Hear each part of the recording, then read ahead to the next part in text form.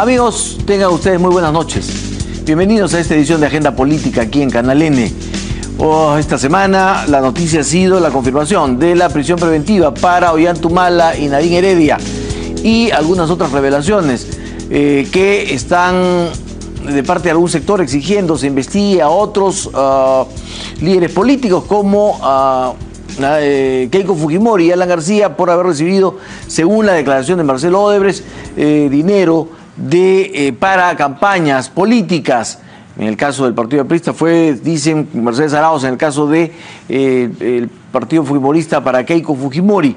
Esto en lo que se refiere al tema Humala Nadine Heredia que genera todos estos comentarios adicionales. Además, hay otros temas relacionados con las huelgas de profesores, la huelga de salud. Y hoy día la noticia ha sido una sonada en Venezuela. Ahí un puñado de capitanes, se dice, se habrían alzado contra la dictadura de Nicolás Maduro en el estado de Carabobo. En este momento estamos en comunicación con el diputado Rafael Guzmán Reverón. Diputado, muy buenas noches. Buenas noches. Nosotros quisiéramos, por favor, preguntarle en este momento desde el Perú, ¿cuál es la situación en este momento en Venezuela? A todos hemos recibido en la mañana la noticia de de este alzamiento que fue, dicen, rápidamente develado y con 7 detenidos y 2 muertos. ¿Es así? Bueno, mira, al final, muy buenas noches, muchas gracias por la oportunidad. Lo que estamos viviendo hoy en Venezuela no es nada distinto a lo que se vive todos los días. Es producto de las Fuerzas Armadas, como todos nosotros sabemos. La situación es muy complicada, viven los mismos problemas que vivimos todos los venezolanos: salud, alimentación, medicina, seguridad. Lo que sucedió el día de hoy es algo que nosotros no podemos pronunciarnos al respecto porque hay todo tipo de especulaciones, ¿no? Desde los que dicen que son falsos positivos por parte del gobierno para ver qué hacen, o pronunciamientos aislados por parte de las Fuerzas Armadas que se levantan frente a esta situación. Nosotros desde mi posición como diputado de la Asamblea Nacional, como representante de esa parte de 14 millones de votos que se manifestaron el 6 de diciembre del 2015, que queremos un cambio pacífico, que queremos un cambio democrático. Estamos en la calle desde hace más de 4 meses exigiendo respuesta de las instituciones. Estamos en la calle porque las instituciones sencillamente no nos dan respuesta. Y eso es lo que nosotros estamos hoy por hoy en las calles, pidiendo a un gobierno que entienda el clamor de más del 90% de los venezolanos que quieren rescatar esta herramienta para resolver nuestros problemas, nuestros profundos problemas en democracia, que no es otra cosa que el voto universal, directo y secreto. Lo que está sucediendo el día de hoy, como demócrata, lo tenemos que condenar, lo tenemos que rechazar, porque no queremos una salida violenta en Venezuela. Sí, hemos hecho un llamado a las Fuerzas Armadas a que entiendan y que se sumen y que respeten y que asuman el mandato de los venezolanos de respetar la Constitución de la República Bolivariana de Venezuela, el artículo 333 y 350, donde desconocemos toda autoridad y todo acto que vaya en contra de la Constitución. Frente a esa constituyente que se instaló en días pasados, que espalda los derechos de los venezolanos, por supuesto nosotros estamos en contra, la desconocemos, y por supuesto distintos sectores de la sociedad, como también de la sociedad son las Fuerzas Armadas, se están pronunciando. Y bueno, obviamente nosotros no podemos afirmar lo que está sucediendo porque obviamente no sabemos la realidad de lo que pueda suceder con esa situación. Diputado Guzmán, lo que ha sucedido en la mañana podría significar que se empieza a producir un resquebrajamiento en las Fuerzas Armadas del apoyo hacia Nicolás Maduro. El resquebrajamiento de las Fuerzas Armadas hacia Nicolás Maduro es lo mismo que sucede en la sociedad venezolana.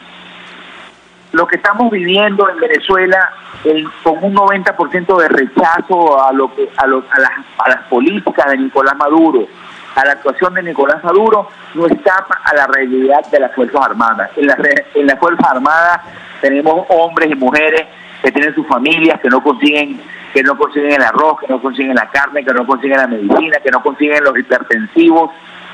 Esa es la realidad que nosotros estamos viviendo en Venezuela hoy por hoy.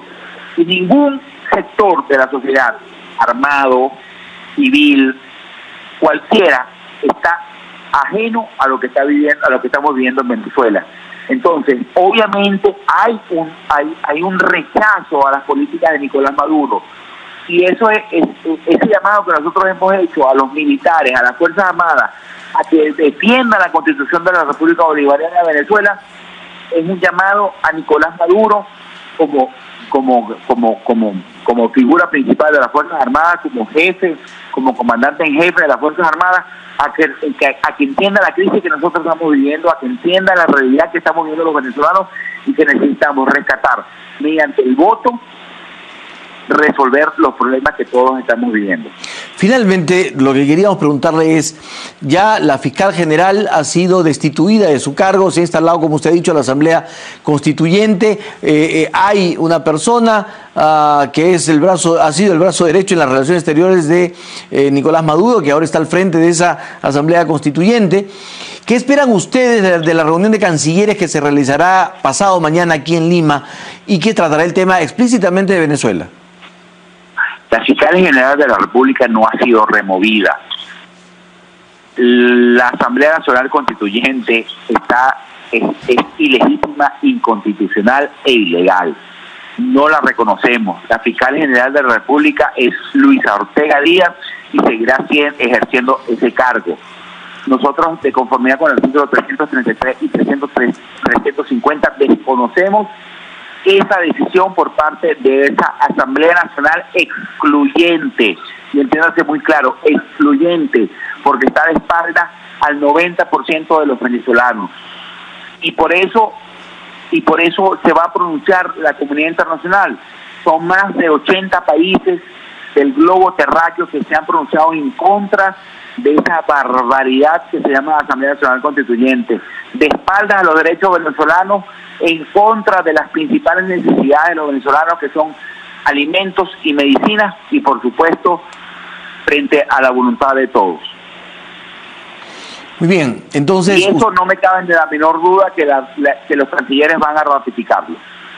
¿Esperarían ustedes medidas drásticas para con Venezuela, como de repente un rompimiento de relaciones, como alguna medida de aislamiento, algún tipo de medida concreta? Si Venezuela se aísla del mundo es por culpa de Nicolás Maduro. Nosotros no queremos, por supuesto, que Venezuela se aísle de la comunidad internacional, porque necesitamos, dentro de un mundo globalizado como el que estamos viviendo en estos momentos, necesitamos del apoyo de todos los países. Como lo hemos nosotros dicho, una de las razones por las cuales nosotros estamos en la calle desde hace más de 4 meses es por la apertura de un canal humanitario de medicinas y alimentos. Todos saben que Venezuela ha sido un país solidario con todos los países del mundo. En cualquier tragedia, por decir, una lluvia, no ha terminado de llover cuando Venezuela está mandando medicinas y alimentos. Y muchos países del mundo están a la espera de que se abra este camino para devolver el favor a los venezolanos, mandar medicinas y alimentos. Estamos seguros que ese mecanismo se va a activar. Estamos seguros que si no se abre es por culpa de un gobierno que está de espaldas y enfermo de poder, enfermo por mantenerse en Miraflores, que es la cabeza del Poder Ejecutivo, y por supuesto de espaldas a los intereses de los venezolanos. Hoy por hoy, Venezuela dejó hace rato de ser un país polarizado. Estamos en un país que el 90% de los venezolanos quiere cambio, el 90% de los venezolanos quiere democracia, y solo un grupito instalados ahora en una Asamblea Nacional excluyente está dedicado a mantener los privilegios de unos pocos. Muy bien. Diputado, muchísimas gracias por esta comunicación que hemos tenido en directo con usted y esperamos realmente que Venezuela pueda dejar atrás todo esto y terminar con esta dictadura que le está haciendo tanto daño a Venezuela. Muchas gracias. Estamos seguros que sí. Muy amable, muy buenas noches. Bien, amigos, esta ha sido la palabra de un diputado, del diputado Rafael Guzmán Reverón, diputado por Venezuela. Como decíamos, pues las cosas se van poniendo cada vez peor. Ministro Carlos Basombrío, buenas noches. ¿Cuál es su comentario sobre Nicolás Maduro y sobre Venezuela? Bueno, a mí personalmente y al gobierno peruano no nos queda ninguna duda de la naturaleza del régimen de Maduro. Es una dictadura que ha transgredido todos los principios democráticos que deben animar a la región. Y hemos tomado una serie de medidas como gobierno que no me corresponde a mí explicar porque yo soy ministro del Interior y no del Exterior, pero recogiendo lo que ha expresado el canciller, se ha convocado en Lima a una reunión extraordinaria de cancilleres, en el marco no de la OEA, no de ninguna instancia, sino simplemente atendiendo una convocatoria del canciller y del gobierno peruano. Va a haber el martes, me parece que van a llegar a ser 18 cancilleres de América Latina que van a evaluar qué tipo de medidas, que comparten la preocupación y que van a evaluar qué tipo de medidas tomar. Ello independientemente de aquellas que el gobierno adicionalmente decida tomar. La idea nuestra del canciller y del gobierno es que sea una acción conjunta de América Latina frente a lo que estamos viviendo en Venezuela. Va a ser mayoritario, aunque Bolivia ha dicho que viene solitariamente a defender el régimen de Nicolás Maduro. No sabía que venía Bolivia, yo pensé que no estaba entre los invitados. No me corresponde saber detalles tampoco, pero quiero decir que el espíritu de la reunión es buscar qué medidas más adecuadas se pueden tomar para conjuntamente en América Latina dar una respuesta a lo que ocurre hoy en Venezuela, que por lo menos para el gobierno del Perú y creo que para la mayoría de los países de América Latina es una transgresión clara al orden democrático en Venezuela. Como observador político, ¿siente usted que estamos ante una personalidad, y me refiero a Nicolás Maduro, que no tiene una noción de la realidad o no quiere percibirla porque de alguna manera está ya obnubilado de poder? A ver, como observador y no como ministro, a mi modo de ver se parece mucho. Las dictaduras no caen por una transición pacífica normalmente. Normalmente, y hablo en general, las dictaduras están muy vinculadas a hechos de corrupción también, de violación a los derechos humanos, y se aferran al poder, como tú bien dices, en una parte como negación y en otra como salvación. Y creo que eso es lo que estamos viviendo hoy día en Venezuela. Y si yo puedo comentar como observador, no veo mucho tiempo ya para esa dictadura. ¿Usted cree que ya está en su fase terminal? Como observador. Claro. Como observador me da la impresión que los hechos ocurridos hoy día, la situación de absoluta ilegitimidad interna y total aislamiento externo, sumado a la miseria a la que ha condenado a su pueblo, no permiten pensar, creo yo, como observador, que esto pueda durar mucho tiempo. Ojalá que no dure mucho tiempo, además, porque lo que sucede allá es una tragedia, ¿no? Realmente. Estamos viendo una tragedia de grandes proporciones y todo demócrata en el mundo y en particular en América Latina tiene que aspirar a una transición. Ojalá sea pacífica, pero normalmente los dictadores como Maduro se aferran a esa condición porque temen también que viene para ellos. ¿No? Eso creo que es mucho de lo que está en juego en este momento en Venezuela. Vamos a la realidad peruana. Y ahí quiero varios temas. Uno primero es el del Movadef. Porque los ministros de Estado, varios, se han pronunciado señalando que en los paros en el Cusco, o las huelgas en el Cusco y Puno y otras zonas del país, está presente el Movadef, sea a través de CONARE, sea a través de Movadef, sea a través de Sendero. Hace poco murieron 2 soldados en el Brain. Y pues se menciona que Movadef tiene mucha presencia en Lima y en varias partes del país. ¿Es una amenaza el Movadef en este momento, realistamente? A ver, pongámoslo en su real dimensión. Separemos el BRAEM, que tiene una racionalidad diferente, claro, que están partidos con los del Movadef, lo cual no quiere decir que no sea grave lo que ocurre con la muerte de los 2 soldados que lamentamos. Y eso es un tema que está manejando el Ministerio de Defensa de acuerdo a la normatividad vigente. Movadef, que es la versión, entre comillas, acuerdista de Sendero Luminoso. Sendero Luminoso se partió en dos. Unos que llaman proseguir, seguir la lucha armada, Brahim, y esta es la otra versión, es, entre comillas, llegar a un acuerdo de paz. Esta versión es la vinculada a Ismael Guzmán directamente, y Movadef, no hay que sobredimensionarlo tampoco, porque no es que tenga multitudes detrás, pero Movadef, a juicio del Ministerio del Interior, a juicio de la del COTE, es una creación de Ismael Guzmán para continuar con su estrategia, con la estrategia de Sendero Luminoso. ¿Ya?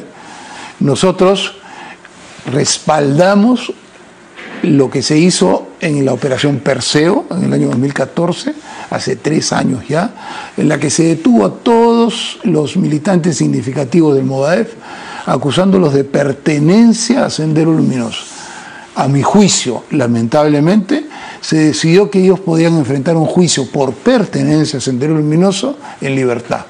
A juicio mío, un grave error, puesto que Movadef es una grave, a mi juicio, amenaza a la sociedad peruana, y ese juicio debió llevarse con detención preventiva. A eso es lo que yo le preguntaba. Usted mismo lo dice. ¿Es una grave amenaza? A ver, porque no claro, en su magnitud, Enrique. Si moviliza miles de maestros en el sur. No en su magnitud, pero sí en lo que significa que los herederos, pocos, si tú quieres, y volvemos a lo de la huelga después, de los que causaron la mayor tragedia de la República luego de la guerra con Chile, no estén suficientemente sancionados. Sí, eso me parece una grave amenaza. Hay un juicio que, por una investigación muy seria, a mi juicio, de la policía, debería haber condenado a los de Movadef como parte de la estructura de Sendero Luminoso. Ese juicio duerme el sueño de los justos. Han pasado 3 años, Enrique, y todavía no hay una acusación definitiva contra esa gente en un juicio que, a nuestra opinión, los llevaría directamente a la cárcel, en nuestra opinión. Claro. En ese sentido es una amenaza importante. Movadef existe desde hace 7 o 8 años. La presencia de los Movadef, los filosenderistas en el magisterio, existe desde hace 17 años. El tema es que ahora nosotros hemos tomado la decisión de enfrentar esto con seriedad. Muy bien, pero si usted dice que están desde hace 17 años, movilizan, son capaces de movilizar a los maestros como los ha movilizado y enfrentarse y debilitar, hay que decírselo, al SUTEP oficial, lo ha debilitado por completo, ¿no es cierto? Sí, quizás no por completo, pero sí, efectivamente, lo que tú describes es la realidad. Así es. Entonces, si eso ha logrado y tiene presencia y el gobierno permanentemente menciona al Movadef, es porque de alguna manera lo tiene en jaque. ¿A nosotros? Sí, al gobierno, a la sociedad peruana. Yo no compartiría. Avanza, le pregunto. No compartiría avanza, la afirmación que nos tiene en jaque por varias razones. Pero perdóneme, solamente para terminar, ¿avanzas, Movadef, a nivel de la juventud, por ejemplo, en las universidades? No. La impresión que yo tengo es que está atrincherada en determinados lugares en donde tienen algunas dirigencias que han logrado desplazar a otras dirigencias y que logran influir en radicalizar huelgas. Yo quiero decirlo con mucha claridad, Enrique. No es que los maestros de Puno, que es el lugar donde más se está produciendo este fenómeno. Cusco, a ver, son matices exquisitos si tú quieres, pero hay alguna diferencia entre Cusco. Claro. ¿De acuerdo? Movadef está claramente dirigiendo la huelga de Puno, ¿ya? Ellos tienen ya de nuestra parte, tanto en Cusco, Puno y otros lugares, Junín, Arequipa, donde han hecho violencia, muchas denuncias penales que lamentablemente, Enrique, quedan ahí como si nada pasara. Ahora, quiero decir una cosa, respecto a CONARE, Movadef, no estamos dispuestos, como gobierno, a tolerar lo que está ocurriendo. Lo que se ha pasado un poco por agua tibia a lo largo de 10 años, nosotros estamos dispuestos a enfrentarlo de manera frontal. No es que haya más Movadef ahora, es que hay más denuncia del gobierno frente a lo que es Movadef ahora. En la próxima semana vamos a ver cosas muy claras, muy definitivas, en realidad, en relación a lo que es Movadef, lo que es CONARE los vínculos con Sendero Luminoso. No vamos a tolerar. No existe posibilidad alguna, lo digo con toda claridad, de una negociación con esa gente. Ninguna. Cero. Con los maestros, siempre. Pero con esa gente no existe posibilidad alguna. Pero ellos están dirigiendo los sindicatos. No están dirigiendo los... Super Cusco, por ejemplo. En el caso del Cusco hay una situación ligeramente diferente, porque hay que establecer las pequeñas diferencias, donde hay un sindicato regional muy radicalizado, hay que decirlo, que eso lo dirige Pocayacta. Que no llega a ser violentista. Sí, no, ¿cómo que no? Sí. ¿Cómo que no, Enrique? Okay. Y han sido denunciados penalmente por la... Por eso le pregunto. Sí, entonces, sí. También... ¿Son primos hermanos, diría usted? Bueno, sí, es una forma de verlo. Pocayacta siempre estuvo muy cerca de Sendero Luminoso. Pocayacta, y los hemos denunciado por la toma el intento de toma del aeropuerto, por la destrucción de rieles, del tren, etcétera, etcétera. Lamentablemente, Enrique, en nuestro país, a esas denuncias no nos acompañan las autoridades judiciales, Ministerio Público, judiciales, como nosotros quisiéramos. Yo te podría... ¿En qué sentido no los acompañan? ¿En qué? ¿No acusan? ¿No meten presos? Exactamente. ¿No condenan? Tú lo has dicho. Tú lo has dicho. El único caso que yo recuerdo en estos tiempos de una acusación que llevó a condena es en el caso de Adubiri en Puno, 7 años después, Enrique.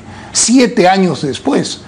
Yo quisiera realmente que hubiera más celeridad en temas que conciernen a problemas realmente importantes para la nación. ¿Y por qué yo comprendo que los juicios demoren, pero cuando hay juicios que tienen que ver con los problemas más importantes de la nación, cuando se altera el orden público, por ejemplo, destrozando rieles de tren o tratando de tomar aeropuertos, yo sí quisiera que nuestras denuncias fueran acogidas. ¿Y por qué cree usted que ni la Fiscalía ni los jueces? En estos casos particulares. Claro, estamos hablando de esto. ¿Por qué cree usted que o no lo hacen nunca o se demoran años?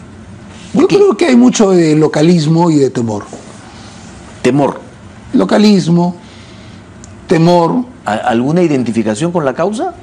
Creo que no. No. Me inclino a pensar que no, Enrique. Me inclino a pensar que no. Pero sí, digamos, una situación en la cual no le dan la importancia de vida. No es que no le den la importancia. Bueno, sí, obviamente. Obviamente. O sea, pero yo quisiera ver, o sea, si un grupo de vándalos intenta tomar el aeropuerto del Cusco, que es el corazón del turismo del movimiento peruano, turístico, así es la imagen esencial del Perú, y nosotros denunciamos penalmente a los responsables. Yo quisiera ver una mayor celeridad en establecer responsabilidades. Y si nosotros estamos equivocados y en realidad son unas santas palomas que no han hecho nada, que salga así en el resultado de la justicia. Bueno, pero que no pase nada. ¿Qué se viene ahora justamente para estos temas? La huelga, por ejemplo, mañana se dice deberían retornar los maestros. Yo creo que van a retornar muchos. Para empezar, por una razón de fondo. Enrique, en los últimos meses el sueldo del piso salarial de los maestros pasó de 1.200 a 1.680 y el gobierno se ha comprometido a ponerlo a 2.000, casi el doble en diciembre. Ahora, ¿hay razones legítimas para decir que el gobierno no se interesa en la preocupación de los maestros? Yo creo que no. Lo que hay es una disputa de poder. Bueno, de poder. Exactamente. Eso es una parte del tema, ¿no es cierto? La derrama magisterial que mueve millones de soles. El control del sindicato. Pero no podemos poner a los maestros como carne de cañón de tus intereses políticos. De acuerdo. Ahora, hay que decirlo. Esta huelga ha hecho retroceder al gobierno en varias cosas. Primero, adelantar el aumento, poner la capacitación antes de la evaluación, en fin, una serie de medidas que el gobierno no estaba dispuesto a ceder y ha tenido que ceder. A ver, y ahí la pregunta es, ¿qué cosa más quiere los maestros radicalizados que el gobierno retroceda? Yo lo pondría en otros términos. Dijimos que con sindicatos ilegítimos no íbamos a conversar y lo hemos cumplido. No hay nada que conversar con ellos. Nosotros hemos atendido ninguna. Dime, ¿dónde están? Sin embargo, claro, no lo han hecho así, pero lo han hecho a través de los gobernadores regionales. No lo hemos hecho a través de los gobernadores regionales, han hecho las concesiones. Hemos hecho en diálogo con los gobernadores regionales, pero han hecho las concesiones. Y en negociación con el SUTEP, pensando en los maestros. Pero porque la reivindicación de los maestros ya estaba debilitado, ya había aceptado las condiciones hace una semana. Y sin embargo, con los gobernadores regionales, para no conversar con los otros sindicatos, han hecho las concesiones. Pero eso ya no importa. O sea, la pregunta es, ¿qué más quieren ellos? Ellos, aparentemente, están en una disputa de poder con Patria Roja, que controla el Sindicato Nacional. Y estos grupos están mucho más a la izquierda que Patria Roja, incluyendo algunos que a nuestro juicio están vinculados a Sendero Luminoso. Ahora, mañana... Dirigencias, ¿ah? Dirigencias. Sí. Esas dirigencias, ¿qué quieren ahora? Quieren tratar de tener una victoria política, pero no magisterial. No magisterial. O sea, para usted usan al magisterio para lograr esa victoria política. Están infiltrados o logran manejar algunos sindicatos. Nosotros, a ver, el gobierno y tú, Enrique, tenemos simpatía con la demanda de los maestros. Ganan muy poco. Así es. Y hemos hecho un esfuerzo porque ganen más. Eso no es conciliar con estas dirigencias irresponsables porque nunca hemos conversado con ellos. Ahora, mañana, los maestros que quieran ir a trabajar, ¿tendrán seguridad para hacerlo? O sea, a ver, se ha dado instrucciones a la Policía Nacional en todo el Perú que apoyen el regreso de los maestros a sus escuelas. Creo que en algunos lugares se va a buscar interrumpir ese regreso y van a tratar de perjudicar a los maestros. Actuaremos con firmeza, pero te digo, con mucha claridad, SUTEP CONARE cruzó una línea antes de esto. ¿Ya? Y esa línea viene acompañada de denuncias mucho más fuertes. Usted ha hablado antes de 10 denuncias. Antes de las denuncias. ¿Se vienen muchas más? De otra naturaleza. De otra naturaleza y esperamos, por el bien. ¿De qué naturaleza, ministro? Que involucran al SUTEP CONARE como estructura. O sea, como estructura terrorista. Criminal. Bueno, terrorista. No todo lo criminal es terrorista, pero digamos. En este caso sí. Va a haber una denuncia que ya ha sido presentada, la vamos a hacer público en los próximos días. No estamos dispuestos a tolerar que en nuestro país Sendero Luminoso logre disfrazarse de una organización magisterial para seguir haciéndole daño a nuestro país. No estamos dispuestos. Lo que sí te quiero decir, Enrique, con total claridad, no es que esto ha emergido en los últimos meses. Estamos nosotros. ¿Este es un seguimiento de atrás? El juicio de Perseo viene del 2014, el problema de la infiltración magisterial en los sindicatos viene por lo menos 15, 17, 18 años. La diferencia es que ahora hemos dicho nosotros ya no. No estamos dispuestos a tolerarlo. Ahora, ¿qué necesitamos, Enrique? Y lo digo con toda energía, un apoyo consistente del Ministerio Público y Poder Judicial, no para que hagan lo que nosotros queremos, no para que los jueces decidan lo que nosotros decimos, sino para que haya las acusaciones y haya los juicios y se determine la responsabilidad. No podemos vivir en el Perú en una sociedad en la cual Sendero Luminoso puede todavía hacer las cosas que está haciendo. Y necesitamos que el Estado, como Estado, no solo el gobierno, acompañe este proceso. Si nosotros nos hemos equivocado y Movadef no es lo que yo sé que es, que un juez lo diga. Muy bien, que un juez lo diga y lo libere de toda responsabilidad. Eso quiere decir entonces que las dirigencias de estos movimientos terroristas criminales, como usted las llama, pues se vienen con denuncias penales. A ver, ya tienen denuncias penales, más de 10 por actos individuales de violencia. Claro. Pero lo que viene ahora es denuncias con respecto a una organización criminal que están muy bien fundamentadas y que ya han sido enviadas al Ministerio Público el día viernes. ¿Qué es lo que mueve a las autoridades a, lo que usted ha dicho, temor? El mausoleo sigue ahí, por ejemplo. A ver, el mausoleo. Y nadie lo tumba meses tras mes. A ver, sobre eso. Con el alcalde de Comas, con el Ministerio de Justicia, con el Ministerio del Interior, venimos trabajando en el tema desde hace mucho tiempo, en una coordinación directa. Solo falta una autorización del último juez que tiene que autorizar. Y no la tenemos todavía. Es la única razón por la que el mausoleo sigue ahí. Yo me comprometí desde el primer día, y lo firmo desde el primer día, de hace muchos meses, a acompañar la destrucción de ese mausoleo. Toda persona tiene derecho a una tumba personal, individual, con su nombre, y eso es algo que estamos respetando 100%. Toda persona tiene derecho a un lugar donde sus familiares puedan recordar al fallecido. Lo que no tienen derecho es hacer un mausoleo de homenaje a los terroristas que son responsables principales del horror que vivió nuestro país. Y lo hemos dicho constantemente. Te lo digo, el martes es el nuevo plazo que nos ha dado el juez que nos tiene que autorizar. No está en nuestras manos la fecha. Lo que está en nuestras manos es la decisión del gobierno, del alcalde de Comas, que viene hace mucho tiempo, de que ese mausoleo no puede existir para quienes hicieron tanto daño a la patria. Muy bien, de continuar la huelga, de continuar todas las movilizaciones y todos los hechos de violencia que se han sucedido en varias regiones del país, ¿qué va a ocurrir, señor ministro? Lo que no va a ocurrir es que nos sentemos a negociar con dirigencias ultrarradicales y vinculadas a algunas a Sendero Luminoso. La primera cosa.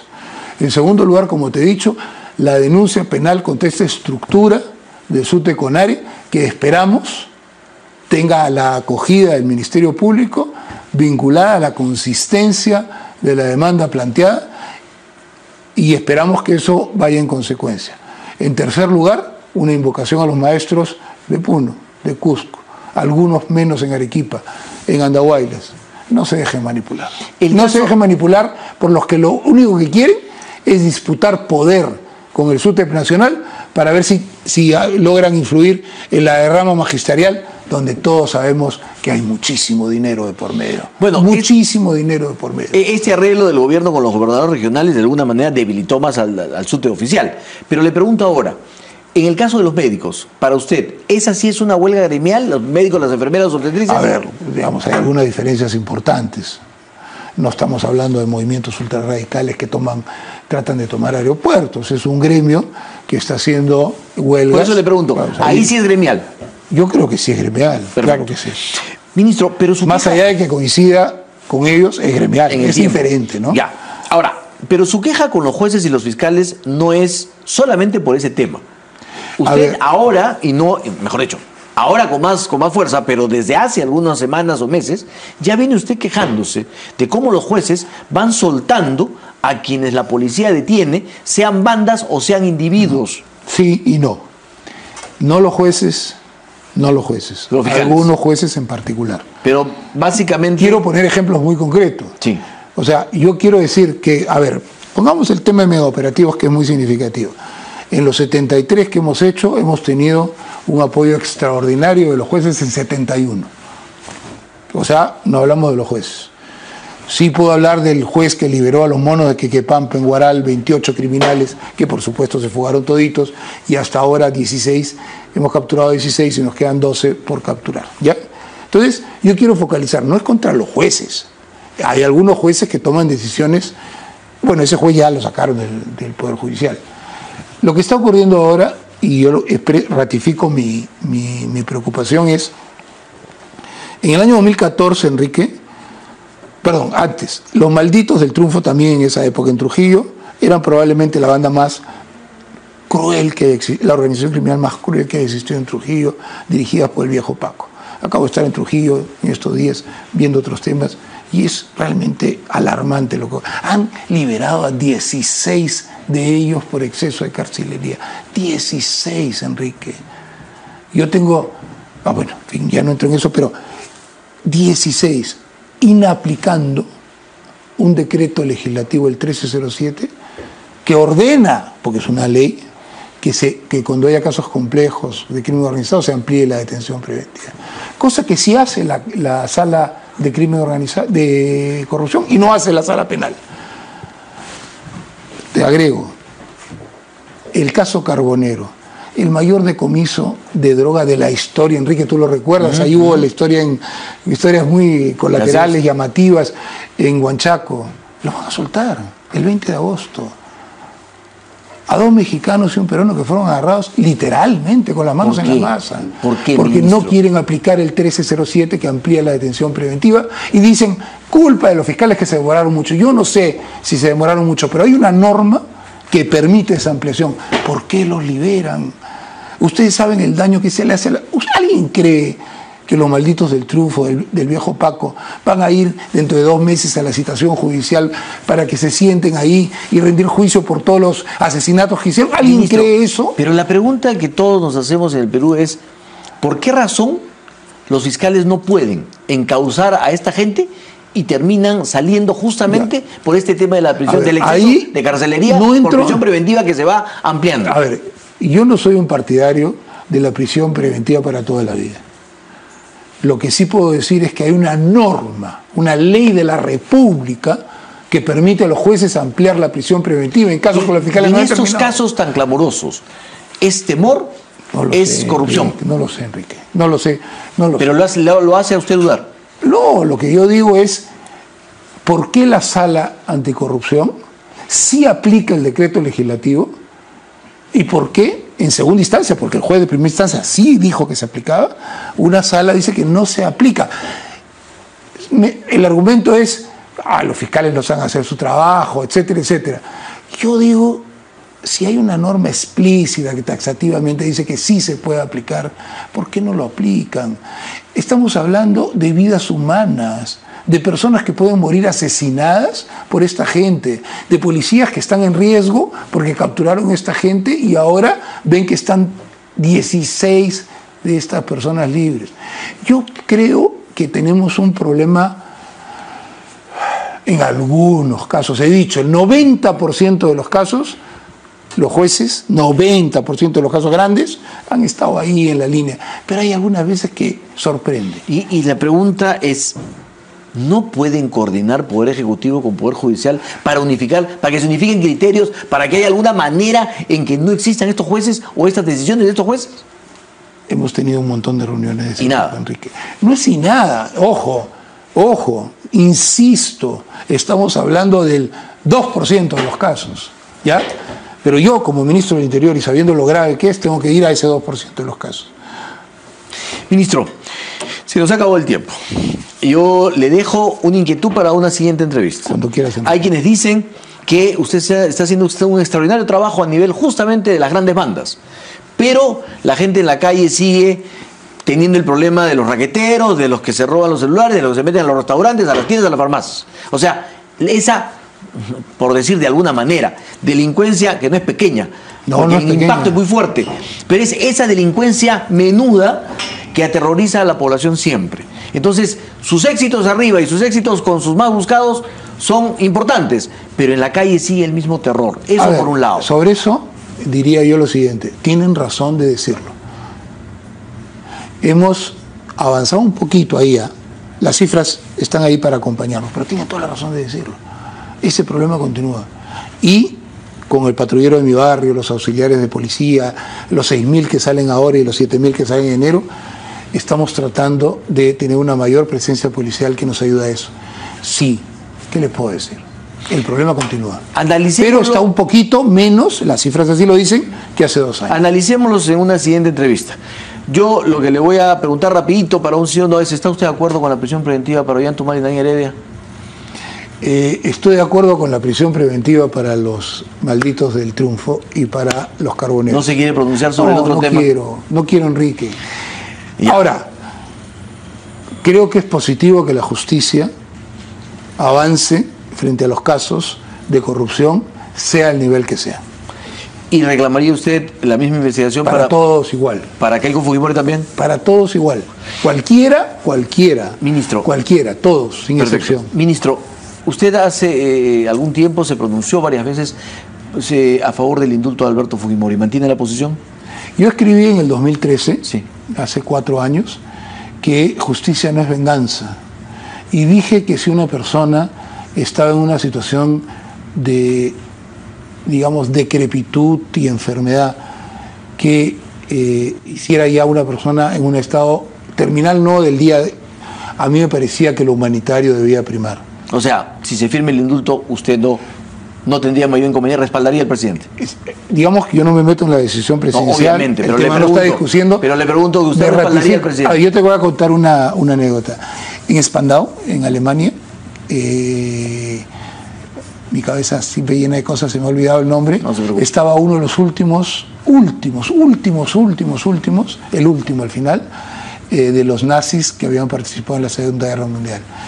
Francia, Alemania e Inglaterra pidieron que se vaya a su casa a morir en su casa. Los rusos se opusieron y murió ahí. Eso lo tengo grabado en la mente. Es un tema para mí no de culpabilidad, sino de forma en que yo veo lo que es la justicia y lo que es la humanidad frente a la justicia. Muy bien. Señor ministro, muchísimas gracias. Comprometido para el análisis ya de la política de seguridad. Muchísimas gracias por esta presencia. Vamos a una pausa, regresamos.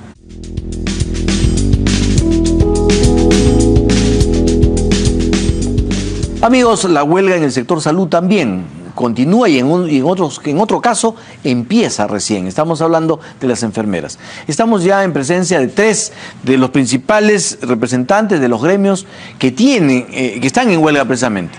Las obstetras, los médicos y ahora las enfermeras que se suman a esta huelga. Voy a empezar por Margarita Pérez. ¿Cómo está usted? Muy buenas noches. Muy buenas noches. ¿Por qué las obstetras están de huelga y por qué no levantan la huelga?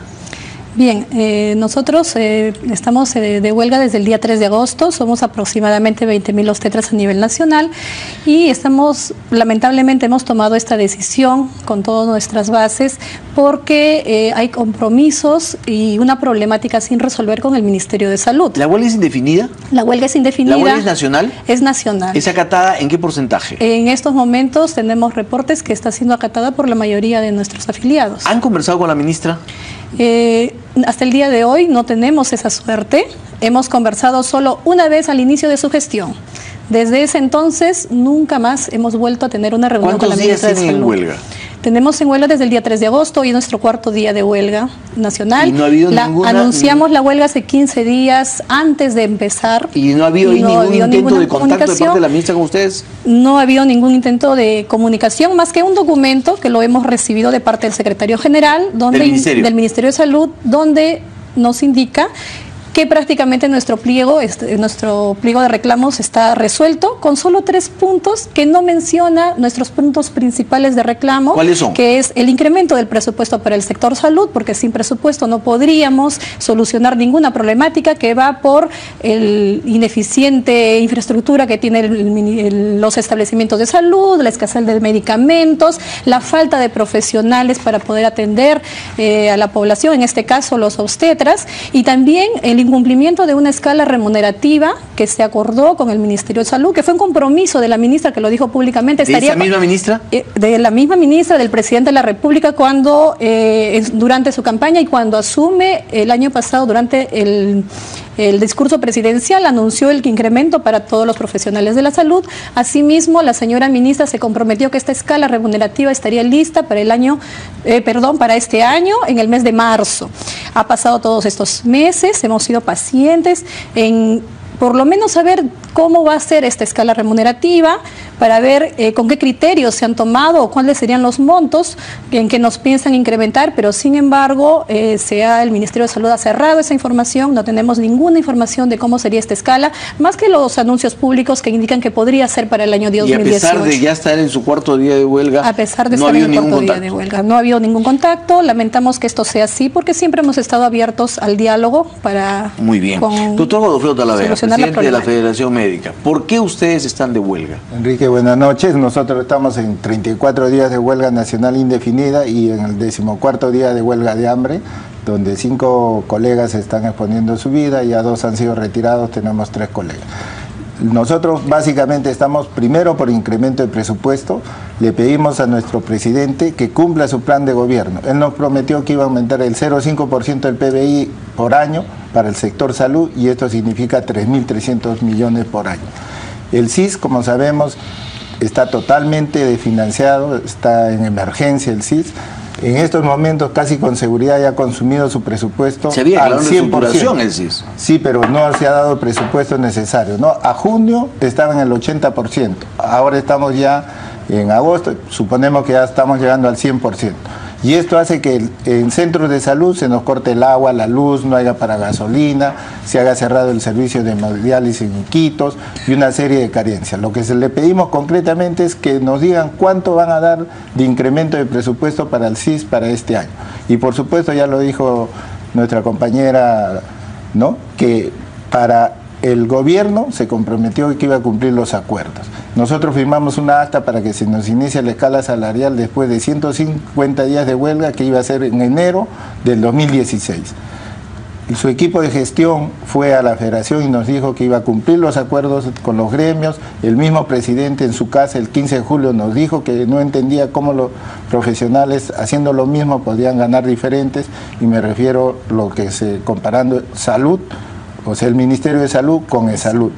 Y como ya mencionó la ministra, lo anunció en el Congreso al lado del Premier, que iba a iniciar en enero, ¿no? Después dijo en marzo, después en abril, después antes del inicio de nuestra huelga, y hasta el momento no sabemos qué monto es el de inicio y cuánto va a durar la implementación de esa escala, ¿no? Esos son los puntos concretos que no tenemos respuesta respecto a nuestras autoridades.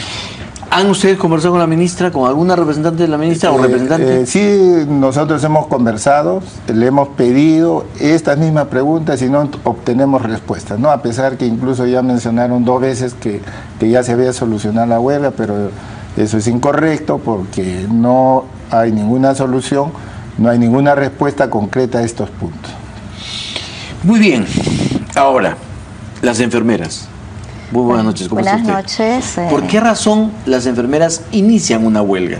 Los problemas son similares, aunado a esto de que hay una situación bastante grave con nuestros compañeros que están contratados por terceros, que en el caso de las enfermeras es un 30% de 46.000 que somos en el país.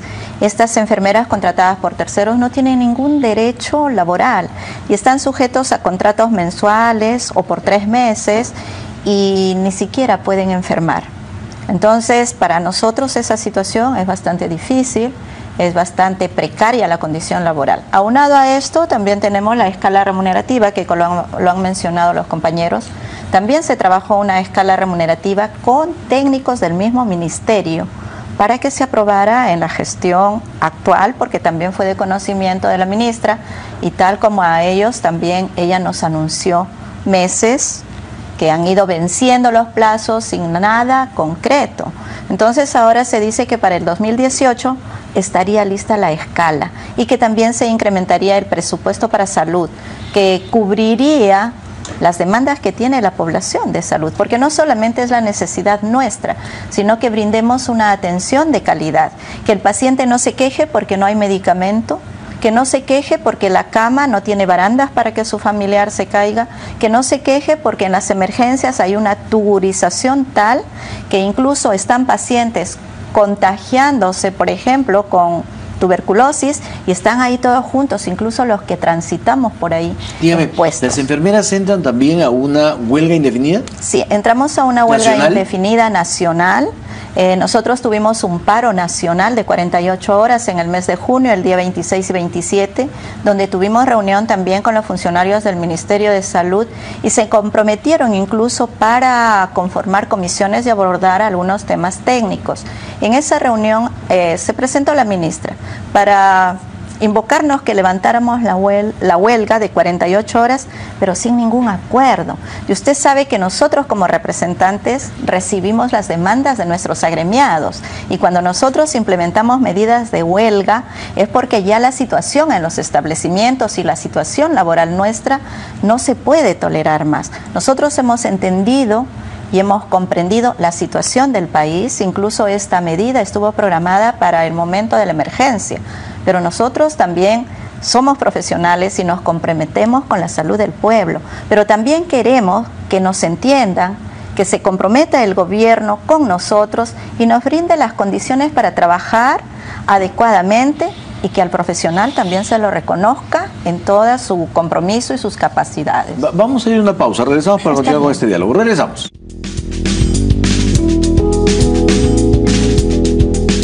Muy bien, continuamos con este diálogo con 3 representantes de los gremios médicos que ya están en huelga o que la inician mañana, como el caso de las enfermeras. Y ahí, pues, varias cuestiones. Antes que nada, tenemos que decir que nosotros personalmente invitamos a la ministra de Salud en 2 oportunidades ya para que viniera. Hoy, ayer lo volvimos a hacer. Ella nos dijo que tenía compromisos familiares que atender y que por eso no podía venir a nuestro programa el día de hoy. Sin embargo, cumplimos y le dijimos que se trataba de hablar de la problemática del sector. Pero como digo, no quisimos darle la oportunidad de poder conversar sobre estos temas. Pero, ¿Qué va a pasar a partir de mañana con los hospitales? Son cientos de miles de enfermos y situaciones como la que se presentó lamentablemente de un niño que falleció por falta de atención y porque le impidieron el ingreso a quienes querían atenderlo. Entonces, ¿qué va a pasar mañana con los hospitales? Eso es lo que todo el mundo se pregunta. Y lo que el gobierno dice es, bueno, no hay dinero como para aumentarles, ¿no es cierto?, según los pedidos que ustedes están haciendo. Entonces, ¿qué cosa es lo que se viene para la población en términos de lo que significa la atención de su salud? Bueno, nosotros pensamos que se está destinando 5.000 millones de dólares a Talara, ¿no? Y la salud, él se ha comprometido con 1.000, o sea, con la quinta parte nomás de ¿Quién? El presidente está en su plan de gobierno, página 42 y 48, todavía lo repite. Y eso es lo que le exigimos, ¿no? Nosotros creemos que la salud debe ser prioridad. Es algo que él lo promete y él reconoce que la salud va a ser su prioridad y lo vuelve a repetir en su mensaje. Sin embargo, no destina los recursos necesarios. No podemos seguir atendiendo en esas condiciones donde nosotros nos enfrentamos a veces a los pacientes porque se les da una receta, no hay. Se les pide un análisis, de 3 análisis solo hay uno. Nuestros equipos están dañados o malogrados o no existen en el 70%. Nos falta personal, ya lo dijo, en más del 48%. En el caso de los médicos, más de 16.000 médicos. De acuerdo, pero aparentemente el sector salud no tiene pues el presupuesto para atender todas esas demandas. Calculo que cualquier ministro que tuviera sus recursos no dudaría en ponerlos al servicio de los hospitales, pero no los tiene. Claro. Bueno, no hay otra forma. Tenemos que priorizar la salud. Nosotros no somos un país con más de 68.000 millones de dólares de reservas. ¿No? Usemos nuestras reservas, pues no paguemos a Talara. Por otro lado... ¿Qué va a pasar con los hospitales a partir de mañana? Nosotros siempre resguardamos la salud de los pacientes que están en los establecimientos afectándose de ellos y dejamos un grupo de profesionales atendiéndolos, pero esto se irá restringiendo en los días. Lo que nosotros invocamos acá, que así como a nosotros también se nos exige responsabilidad, humanización, que eso también demuestre el gobierno. Si a través de la ministra de Salud nosotros no podemos tener una respuesta o a ella no le han dado la facultad para informarnos cómo va a ser esta progresión del presupuesto en el sector, pues entonces que tengamos la reunión con el presidente y con el premier, porque si la salud de todos los peruanos nos interesa a todos, creo que ellos deberían ser también los más motivados para que nosotros no nos veamos en esta necesidad que no es justa de someter a la población. Pero sí nosotros estamos garantizando, en tanto hayan pacientes, sobre todo en las emergencias y servicios críticos, estaremos las enfermeras. Pero poco a poco eso se irá restringiendo y si no hay una solución, probablemente tendremos que decirle, señora ministra, señor presidente, no podemos trabajar en estas condiciones. ¿Se entregarán los hospitales? Ya se hizo en una ocasión. Esperemos no llegar a esa medida porque es muy triste, es muy doloroso, es muy penoso tener que dejar los servicios, los pacientes, la necesidad que tiene la población y para nosotros también nos afecta mucho en la parte humana, ¿no? ¿Las obstetras también tendrán la misma actitud? Mire, efectivamente, como ya lo mencionaron, los profesionales de la salud, en este caso obstetras, cubrimos servicios esenciales. Por ser servicios esenciales no los podemos abandonar. Estamos cubriendo las áreas de emergencia, de centro obstétrico, de hospitalización y atendiendo en los establecimientos de salud todas las urgencias que se puedan presentar. Esperamos que la situación no se agudice también, pero no evidenciamos pues esa voluntad de diálogo, de podernos reunir, de la decisión de la señora ministra de querer solucionar este problema. ¿No le ven ustedes esa actitud de querer solucionar? Pero como le repito, nos han mandado un documento donde para ella, bueno, es el secretario general, quizás a la ministra no le informan pues sus funcionarios la crisis del sector, la realidad. Sería terrible que la ministra no esté al tanto. Imagínese, de la crisis del sector, para ¿no? Nosotros recibir un documento de este tipo diciendo, pero si su pliego está resuelto, con solo 3 puntos, no tocando los problemas prioritarios, entonces lo consideramos una burla y vemos que no hay pues la intención entonces de querer solucionar y como lo mencionan, la crisis en el sector se está agudizando, no quisiéramos llegar a ninguna medida extrema porque Nosotros, básicamente, nuestro fin primordial como profesionales es atender a la población, darles una atención de calidad. Ahora, y estamos reclamando por eso. No es una casualidad, entre comillas, que los tres gremios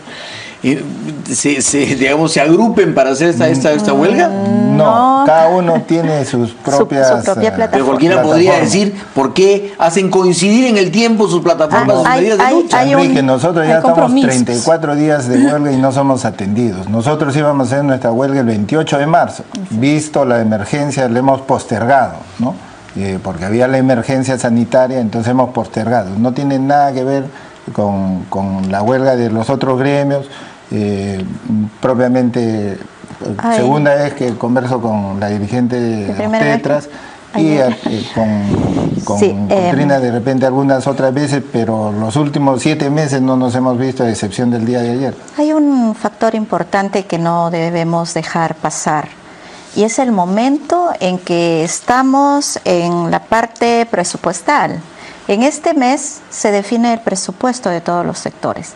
¿Lo han calculado ustedes para eso? No precisamente. ¿Como para presionar para que el gobierno pues incluya sus demandas en el presupuesto? No precisamente, pero porque ya le mencionaba que nosotros teníamos programada la huelga meses antes. Por esta situación de emergencia se pospuso y hoy, coincidentemente, estamos en un momento fundamental en que el gobierno debe priorizar el sector salud y educación. Si nosotros no tenemos un país con buena salud, no podremos tener, por mejores maestros o escuelas que tengamos, estudiantes y profesionales que tengan la capacidad de asimilar lo que les enseñamos. Entonces, creemos que el desarrollo del país tiene estos dos pilares fundamentales que tiene que priorizar el gobierno. Muy bien, se nos acabó el tiempo. Muchísimas gracias. Esperemos realmente que no se llegue a una situación lamentable de entrega de hospitales donde los enfermos del país, todos nosotros, quedaríamos realmente desprotegidos. Solamente una invocación a nuestro presidente, a nuestro premier, que nos dé unos minutos de su tiempo. O sea, saltarse a la ministra. Nosotros confiamos mucho en ellos. Hemos visto que con la ministra no ¿ustedes ya no confían en la ministra? Lo que pasa es que no tenemos la comunicación para poder conversar y ver que nos dé las alternativas de solución.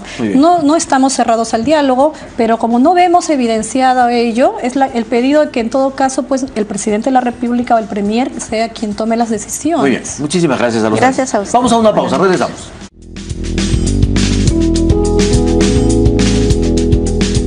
Bien, amigos, nosotros nos despedimos a las 11 de la noche. Usted puede volver a ver las entrevistas a los gremios médicos en huelga y al ministro del Interior.